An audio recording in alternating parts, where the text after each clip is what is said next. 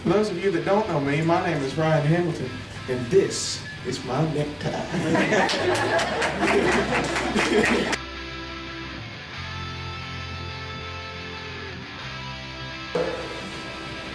I was 16 years old, and I didn't really think a whole lot that I would have leukemia or any type of cancer.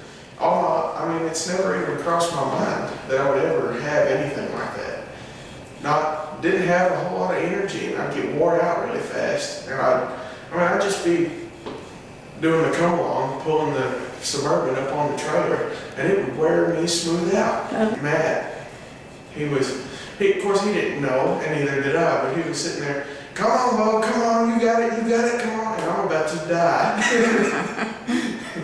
And, we went to the doctor several times, and he finally sent me to Children's. And then they went in my hip and drew some bone marrow out of it. And then they tested it, and then I came in, and we was just sitting there talking, and he goes, well, the results are that, and he hadn't even had the full results yet, he just had the preliminaries. And he said, I'm pretty sure it's leukemia. And it hit me like a truck. Why me? Because I never thought that I would ever have leukemia. But I didn't think this but for 5 minutes, that I was kind of mad about it, but then I thought, getting mad ain't gonna fix it, and God has a reason. He's got a reason for it, or I wouldn't have it. He wouldn't just do this to me to be mean.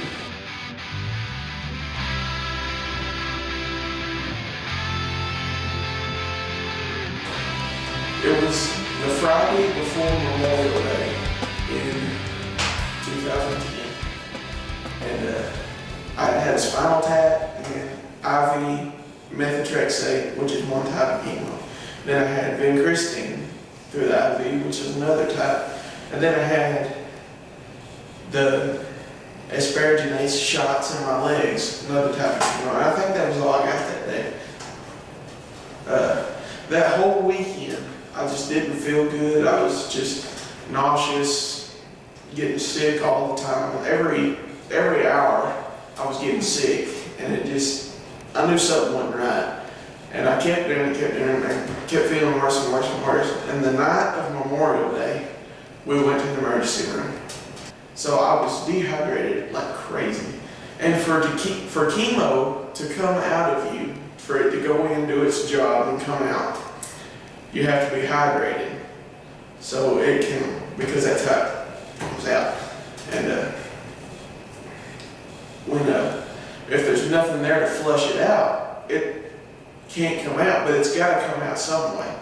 So what happened then, for 3 weeks, I was in the hospital, and for the first about a week and a half, 2 weeks, I was insanely burnt. It came out through my skin, and it hurt. It was hurting. And I don't remember a whole bunch of it. They had me on a lot of pain medicine. And I was purple all over. I looked like Barney the dinosaur. And it wasn't a very good experience, but I pulled through. There was a few times there, and I hate to say it, because I didn't want to say it then. I didn't want to admit it, but it was still rolling through my mind. I didn't know if I was going to make it, and I didn't tell anybody that, because I didn't want mom or dad to flip out. If I was going home, I was ready to go home. If that's what God wanted for me, then I was ready to go home.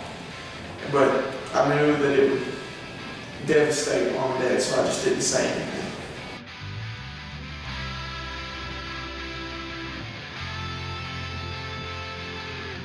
Our plan, what we had in mind, means nothing compared to what he had in mind.